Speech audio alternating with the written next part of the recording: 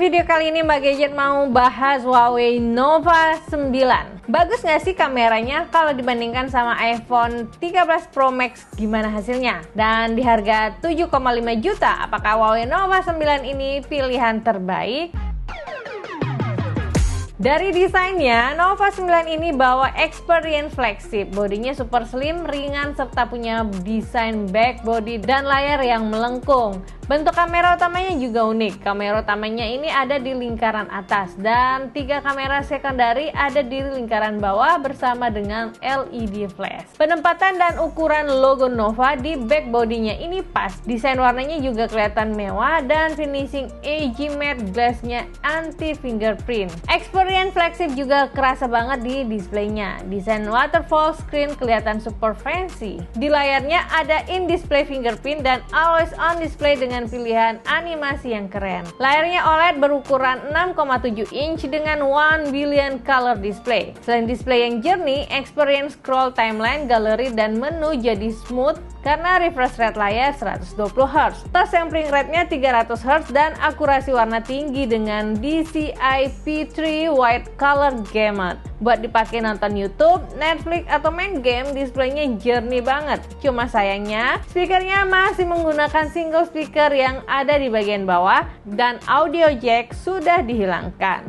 Untuk performanya, Huawei Nova 9 ini pakai chipset Snapdragon 778G, 4G, dan GPU Adreno 642L. Bukan chipset flagship memang, tapi seri 778G udah bisa bersaing kok. Dari hasil benchmarknya di harga 7 jutaan, pilihan chipset ini udah pas kalau menurut Mbak Gadget. Walau nggak lagi pakai chipset Kirin, experience pakai HP ini nggak ada kendala. Smooth dan jarang banget ngalami lag atau force close app. Memorinya 8GB dengan storage 256GB. Dipakai main game-game 3D dan kompetitif, semuanya bisa dijalankan dengan lancar. Nggak ada kendala dan experience-nya beneran smooth. Karena pakai Vapor Chamber Liquid Cooling, Nova 9 ini nggak cepat panas walaupun dipakai main game-game berat dalam jangka waktu yang lama. Huawei Nova 9 ini juga sudah support Wi-Fi 6, AX 2x2 MIMO, Bluetooth 5.2, NFC, dan dual GPS. Untuk slot SIM cardnya punya dual 4G SIM tanpa expandable micro SD slot. Yang paling spesial di Huawei Nova 9 ini menurut Mbak Gadget ada di hasil jepretan kameranya. Setup kamera utamanya pakai 50 megapiksel ultra vision kamera dengan sensor RYYB, 8 megapiksel ultra wide, 2 megapiksel depth sensor, 2 megapiksel macro lens. Gak ada lensa tele, jadi zoomnya hanya mendukung digital zoom hingga 10 kali aja. Video recording support 4K video dan ultra slow-mo video hingga 960fps dengan stabilisasi video menggunakan AIS. Hasil jepretan di mode auto dengan kamera Huawei Nova 9 ini warnanya vibrant banget. Warnanya pop up, jernih tapi tetap natural dan gak lebay. Biar bisa dibandingkan kualitasnya, Mbak Gadget coba compare sama hasil jepretannya dengan kamera auto di iPhone 13 Pro Max. Hasil kamera indoor kelihatan mirip ya, tapi dynamic range di iPhone lebih luas, jadi area backlightnya lebih terang. Di foto outdoor, hasil kamera dari Nova 9 kelihatan lebih terang dan AI-nya bekerja dengan baik untuk menghasilkan warna daun yang lebih hijau. Dynamic range juga kelihatan lebih luas dengan area bayangan yang lebih cerah. Tapi untuk detailnya, hasil foto iPhone lebih jelas dengan area fokus yang lebih lebar. Terlihat jelas ketika di zoom, tapi warna daunnya sedikit agak kekuningan.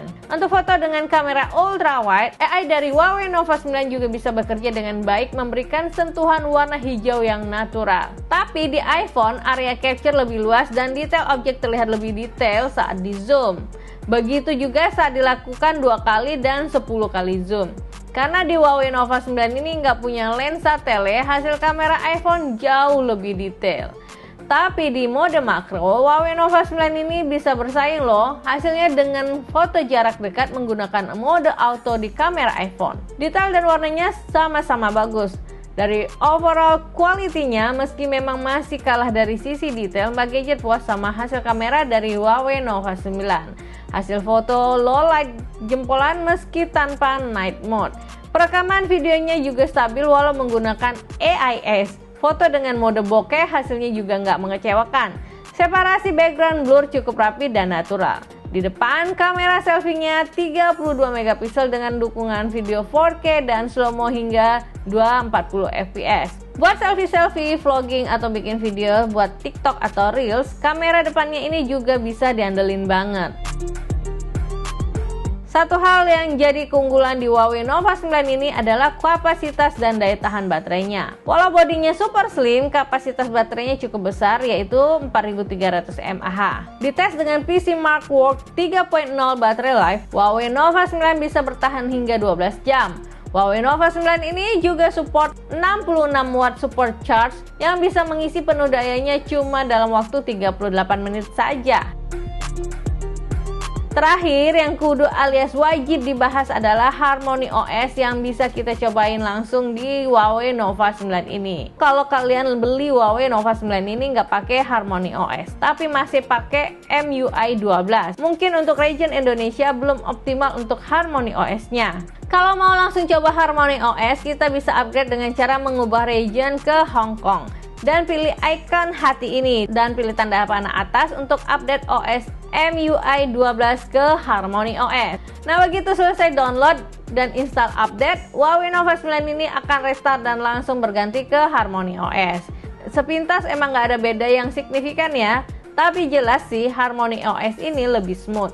Experience-nya bakal lebih terasa bedanya kalau kalian punya device dengan ekosistem Harmony OS seperti smartwatch atau laptop dari Huawei. Mirip-mirip dengan Apple, jadi untuk transfer data semudah menggunakan AirDrop-nya Apple. Koneksi antar device juga lebih mudah pakai Harmony OS ini. Harmony OS ini masih tidak mendukung GMS, karena banyak aplikasi Android masih terhubung dengan GMS. Kita mesti siap-siap sama beberapa kendala kayak nggak bisa in-app purchase atau update apps yang di-download via Petal Search, atau malah nggak bisa update dan main game karena apps yang tersedia di Petal Search terkadang telat update-nya. Intinya tetap harus siap repot lah. Huawei sekarang juga ngasih alternatif untuk tetap bisa pakai aplikasi-aplikasi Google kalau memang kita butuh banget dengan cara install G-Space. Eits, tapi kalian jangan senang dulu, ada beberapa hal yang bikin bete pas pakai G-Space ini. Pertama adalah adanya iklan. Tiap kita buka G-Space udah harus siap sama iklan yang muncul dan iklan lagi di dalam aplikasinya. Bisa bayar premium sih buat ngilangin iklannya, tapi yang bikin gak maksimal juga adalah G-Space ini seperti Android emulator. Jadi aplikasi yang diinstal di G-Space performanya nggak semaksimal yang diinstal langsung dari Harmony OS-nya. Jadi kalau install game tetap bisa, tapi udah pasti performanya akan jauh berkurang. Ada beberapa kekurangan dari Huawei Nova 9 ini selain keterbatasan dengan GMS. Desain slim dan mewah, tapi sayang belum ada perlindungan IP rating dan proteksi layarnya bukan dari Corning Gorilla Glass. Chipsetnya kencang namun sayang belum mendukung 5G, ketiadaan lensa tele, jadi hasil zoomnya kurang begitu maksimal. Stabilisasi AIS memang lebih baik dari AIS, tapi akan lebih bagus kalau punya OIS. Speakernya masih single speaker dan audio jack udah dihilangkan. Jadi meski pakai konektor USB Type-C buat pakai handsfree kabel. Namun secara keseluruhan di harga 7,5 juta, hadirnya Harmony OS dan fitur-fitur canggih di Huawei Nova 9 yang punya experience flagship menurut gadget punya daya tarik tersendiri. Desain flagship, display yang jernih, kamera bagus, performa kencang, serta daya tahan baterai dan chargingnya bisa banget diandelin. Jadi udah mantep pilih Huawei Nova 9 atau kalian mesti pikir-pikir lagi? Komen yuk pendapat kalian di bawah. Sampai ketemu di video berikutnya. Dadah!